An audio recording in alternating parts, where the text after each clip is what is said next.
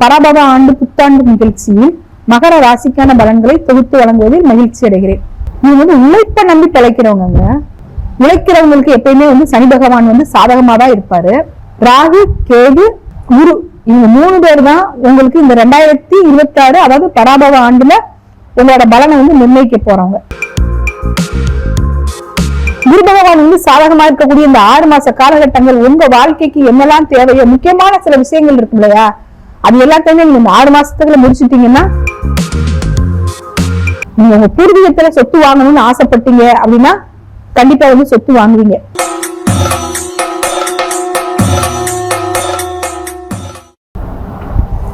அனைவருக்கும் வணக்கம். நான் ஜோதிடர் ஆனந்தி, சேலம்.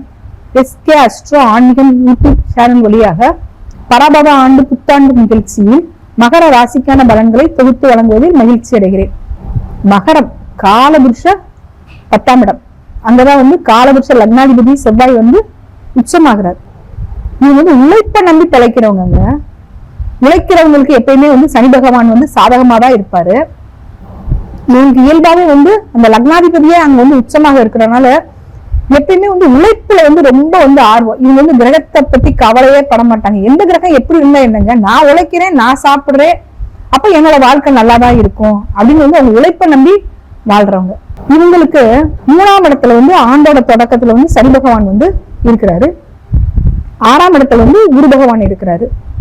2ஆம் இடமான தனம் வாக்கு குடும்பஸ்தானத்துல ராகு இருக்கிறாங்க. 8ஆம் இடத்துல வந்து கேது இருக்கிறாங்க. உண்மையிலேயே வந்து இந்த 8ஆம் இடத்துல இருக்கிற கேது வந்து இவங்களுக்கு நிறைய மன உளைச்சலை வந்து கொடுத்துருச்சு. தேவையில்லாத வம்பு, வழக்கு, விபத்து, கண்ட, சர்ஜரி, அவமானம், நிறைய மன உளைச்சலை வந்து சந்திச்சுட்டாங்க. ஆனா கூட இவங்க தன்னோட மன வலிமையால தப்பிச்சுட்டாங்க. ஏன்னா 8ஆம் இடங்கிறது வந்து அவமானத்தை சொன்னா கூட அது வந்து ஒரு விபரீத ராஜயோகத்தை சொல்ற இடமும் வந்து 8ஆம் இடம் தான். இவங்களுக்கு குரு கூட சாதகமாக இல்லாத இந்த காலகட்டங்கள்ல அவங்க நிறைய விஷயங்களை வந்து தப்பிச்சிருக்கிறாங்க. இப்ப இவங்களுக்கு வந்து குரு பகவான் வந்து ரொம்ப சாதகமான சூழ்நிலைக்கு வந்து வரப்போறாரு. அதாவது 3, 12ஆம் அதிபதியான குரு பகவான் வந்து சமசப்தம ஸ்தானத்துல வந்து உச்சமாக போறாரு. உச்சமாகி ராசியை வந்து பார்க்க போறாரு. எப்பயுமே ஒருத்தவங்க இழந்த இன்பங்களை வந்து மீட்டு கொடுக்கிறது வந்து குரு பகவான் மட்டுமே. பிற கிரகங்களால் ஏற்பட்ட துன்பங்களுக்கு, கஷ்டங்களுக்கு, காயங்களுக்கு வந்து மருந்து போடக்கூடியவர் வந்து குரு பகவான் தான்.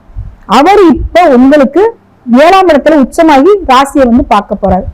குரு பகவான் மட்டுமா உச்சமாக போறாரு, அங்க கேது பகவானும் வர போறாரு இல்லையா.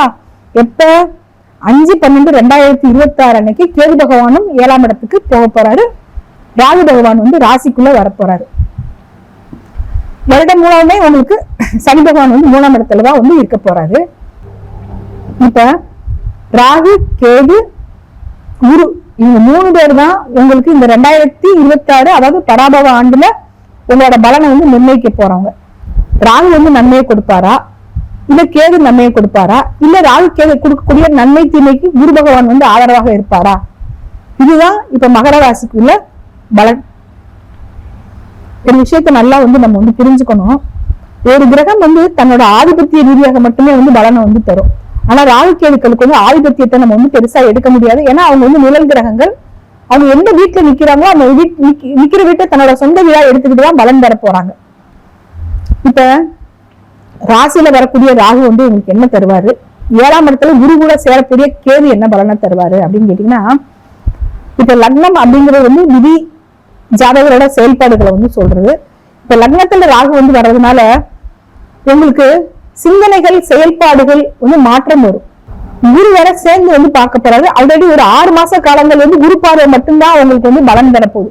6 மாசம் கழிச்சுதான் வந்து ராகு கேதுக்கள் வந்து பயிற்சி ஆகுறாங்க. அப்ப முதல் 6 மாச காலங்கள் உங்களுக்கு வந்து உங்க வாழ்க்கையில என்னதான் நீங்க நடக்கணும்னு ஆசைப்படுறீங்களோ, முக்கியமான சில விஷயங்கள், திருமணம், குழந்தை பாக்கியம், தொழில ஏதாவது முக்கிய முடிவுகள், குடும்ப சொத்துல ஏதாவது முக்கிய முடிவுகள், இந்த மாதிரி ஏதாவது முக்கியமான முடிவுகள் இருந்தா அதை எல்லாத்தையுமே நீங்க 5/12/2026 நீங்க முடிச்சிட்டீங்கன்னா ஹாப்பி ஆயிடலாம் இல்லையா.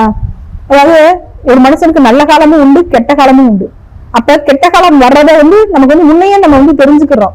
இப்ப வந்து ராசி பலன் வந்து சொல்லாத சேனலே வந்து கிடையாது. எல்லா சேனல்லையுமே வந்து ராசி பலன் சொல்றாங்க. இப்ப உங்களுக்கு குரு பகவான் வந்து சாதகமா இருக்கக்கூடிய இந்த 6 மாச காலகட்டங்கள் உங்க வாழ்க்கைக்கு என்னெல்லாம் தேவையோ முக்கியமான சில விஷயங்கள் இருக்கு இல்லையா, அது எல்லாத்தையுமே நீங்க இந்த 6 மாசத்துக்குள்ள முடிச்சுட்டீங்கன்னா ஒரு கம்ஃபர்ட் ஜோனுக்கு வந்து நீங்க வந்து போயிருவீங்க. அதே மாதிரி தொழிலை பொறுத்த வரைக்கும் வந்து உங்களுக்கு வந்து குலத்தொழில் செய்வாங்க இல்லையா, அந்த குலத்தொழில் பரம்பரையா தொழில் செய்வாங்க இல்லையா, அவங்களுக்கு எல்லாம் வந்து ரொம்ப சிறப்பான பலன் வந்து இருக்கும். ஏன்னா 9ஆம் இடம் தான் பரம்பரை, வம்சம் இதெல்லாம் வந்து சொல்ற இடம்.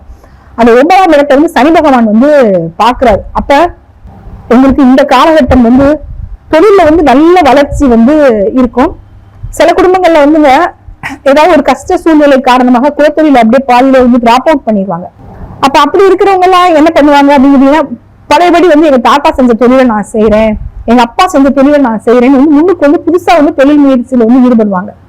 அது அவங்களுக்கு சாதகமாகுமா பாதகமாகுமா அப்படின்னா நல்லா சாதகமா. கால நிர்ணயம் தான் ஒரு ஜாதகத்துல வந்து ரொம்ப வந்து முக்கியம். சம்பவ கால நிர்ணயம் தான் ஜாதகருக்கு வந்து ஒரு பிளஸையும் கொடுக்கும் மைனஸையும் கொடுக்கும். இப்போ உங்களுக்கு குரு பகவான் சாதகமாக இருக்கிற இந்த காலகட்டங்கள்ல புதிய தொழில் முயற்சி உங்களுக்கு நிச்சயமாக வெற்றி தரும். ஆனா கூட புதிய தொழில் முயற்சி இருந்தால் கூட டிசம்பருக்கு மேல வந்து ராசியில ராகுவும் 7ஆம் இடத்துல வந்து கேதுவும் இருக்கிறதுனால நண்பர்கள், தொழில் கூட்டாளிகள், வாடிக்கையாளர்கள், வாழ்க்கை துணை, இந்த 4 விஷயத்தை நீங்க வந்து அனுசரிச்சு போய்தான் ஆகணும். குறிப்பா வந்து கூட்டு தொழில் இருக்கிறவங்க வந்து பழைய கூட்டாளிகிட்ட தேவையில்லாத கருத்து வேறுபாடு வச்சுக்க கூடாது. புதுசாக வந்து ஏதாவது கூட்டு தொழில ஒரு நபரை சேர்க்க போறீங்கன்னா எங்க சுய ஜாதக ரீதியான அந்த கூட்டு தொழில சேர்க்கக்கூடிய நபருக்கு உங்களுக்கு வந்து தாராபலம் இருக்கா, உங்களுக்கும் அவருக்கு செட் ஆகுமா அப்படின்றத நீங்க வந்து நிர்ணயம் பண்ணணும். கோச்சாரத்தை விட தசாபுத்தி ரொம்ப வந்து முக்கியம். இப்ப உங்களுக்கு தசாபுத்தி சாதகமாக இருந்தா ராகுக்கேதுவால எந்த பாதிப்பும் வந்து இருக்காது.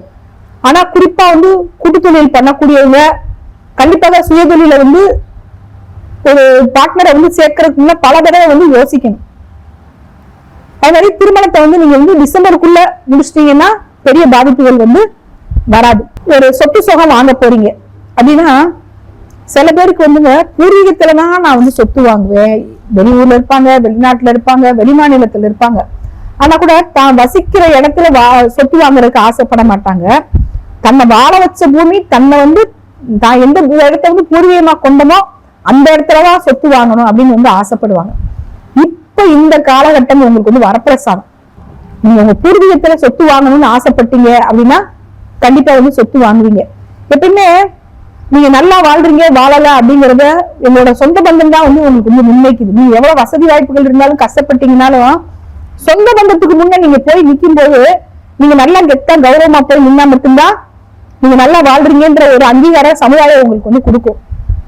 அப்ப இந்த காலகட்டங்கள்ல வந்து குரு வந்து உங்களுக்கு வந்து ராசியை வந்து பாக்குறதுனால சமுதாய அங்கீகாரம் உங்களுக்கு வந்து கிடைக்கும். சமுதாய அங்கீகாரம் மட்டுமே ஒரு மனிதனுக்கு வந்து சமுதாயத்துல தன்னை வந்து தலைநிறுத்திக்கக்கூடிய நல்ல வாய்ப்புகளை வந்து கொடுக்குது. இப்ப உங்களுக்கு சமுதாய அங்கீகாரம் கிடைக்கிறதுனால உங்களோட செல்வாக்கு, புகழ், அந்தஸ்து, கௌரவம் வந்து உயரும். கௌரவ பதவிகள் வந்து கிடைக்கும். ஏதாவது ஒரு காரணத்தினால உங்களுக்கு கௌரவம் வந்து குறைஞ்சிருந்துச்சு, உங்களோட கௌரவ பதவிகளை நீங்க வந்து இழந்திருந்தீங்க, அதெல்லாம் இப்ப உங்களுக்கு மீண்டும் கிடைக்கக்கூடிய சூழ்நிலைகள் வந்து உருவாயிடும். எலெக்ஷனை பொறுத்த வரைக்கும் 7ஆம் இடம் தான் ரொம்ப முக்கியம். 7ஆம் இடம் தான் வந்து ஓட்டு போடுறவங்கள வந்து சொல்றது. இப்ப உங்களுக்கு கோச்சார குரு வந்து 7ஆம் இடத்துல வந்து உச்சமாக போறாரு. அவர் வந்து எலெக்ஷனுக்கு அப்புறம் உச்சமானா கூட அவர் வந்து அந்த பார்டருக்கு வந்துருவாரு. அப்ப நிச்சயமாக உங்களுக்கு மகர ராசியும் இருக்கு. அதுல வந்து நீங்க வந்து எம்பியாக இருக்கலாம், எம்எல்ஏவாக இருக்கலாம், கவுன்சிலராக இருக்கலாம். உங்களுக்கு ஒரு சமுதாய அங்கீகாரம் வந்து உண்டு. நீங்க எந்த தொகுதியில நிக்கிறீங்களோ அந்த தொகுதியை சார்ந்த பொதுமக்கள் உங்களுக்கு நிச்சயமாக ஆதரவாக இருப்பாங்க. கட்சி மேலிடத்துக்கு உங்களோட திறமை, தனித்திறமைகள் வந்து தெரிஞ்சு கட்சி வந்து உங்களுக்கு வந்து முக்கியத்துவம் கொடுக்கும். நீங்க உண்மையிலே வந்து இவ்வளவு நாள் நீங்க சர்வீஸ் பண்ணேன், ஆனா எனக்கு அந்த சர்வீஸ்க்கான அங்கீகாரம் கிடைக்கலன்னு வருத்தப்பட்டிருப்பாங்க இல்லையா, அவங்களுக்கு எல்லாமே இப்ப வந்து அங்கீகாரம் வந்து கிடைக்கும். அதே மாதிரி இப்ப வாக்குஸ்தானம் அப்படிங்கிறது ஒரு மனுஷனுக்கு ரொம்ப வந்து முக்கியம். அந்த வாக்குஸ்தானத்தை வச்சுதான் அவங்களோட வாழ்க்கையே வந்து இருக்கு. ஒருத்தவங்களை வந்து கோபமா வழிநடத்துறவங்களும் இருக்காங்க, சமயோஜித புத்தியோட வழிநடத்துறவங்களும் இருக்காங்க. மகர ராசியினர் இயல்பாகவே வந்து 2ஆம் அதிபதி சனி அப்படிங்கிறதுனால அவங்க வந்து கோபமான வாக்குகள் வந்து நிறைய இடங்கள்ல வந்து அவங்களுக்கு ராசியிலே வந்து செவ்வாய் உச்சமாகிறதுனாலையும் அவங்களுக்கு வந்து தன்ன மாதிரியே எல்லாரும் வந்து உழைக்கணும், தன்ன மாதிரியே எல்லாரும் வந்து பாடுபடணும் அப்படின்னு வந்து நினைப்பாங்க. அப்ப இவங்களுக்கு அந்த குரு வந்து உச்சமாகி ராசியை பார்க்கக்கூடிய இந்த காலகட்டங்கள்ல அவங்களுக்கு அமையக்கூடிய நண்பர்கள் எல்லாமே வந்து அவங்களுக்கு சாதகமானவங்களாக வந்து அமைவாங்க.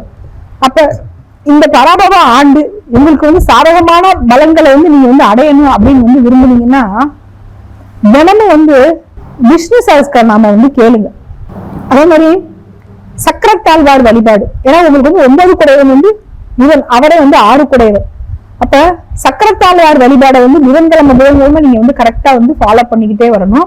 குறிப்பா வந்து துளசி அர்ச்சனை பண்ணி அவரை சக்கரத்தாழ்வாரை வந்து வழிபாடு பண்ணும்போது உங்க ஜாதக ரீதியா கோச்சார கிரகங்களால ஏதாவது மனக்கஷ்டங்கள் ஏதாவது அசௌகரியங்கள் இருந்தா கூட அந்த பாதிப்புகள் எல்லாமே வந்து விலகி உங்களுக்கு நல்லது எது கெட்டது எது நம்ம என்ன செஞ்சா நம்ம வாழ்க்கையில நம்ம வந்து அடுத்த அடி எடுத்து வைக்க முடியும் அப்படிங்கிற ஒரு சிந்தனை வந்து உங்களுக்கு வந்து உருவாகும். உங்களோட செயல்பாடுகள்ல வந்து மாற்றம் வரும். நீங்க சொன்னாலும் செயலாலும் ஒன்றுபட முடியும். உங்க வாழ்க்கையில அனைத்து விதமான குறைபாடுகளும் நிவர்த்தியாகி அடுத்த அடியை எடுத்து வைக்கக்கூடிய சூழ்நிலைகள் வந்து உருவாகும்.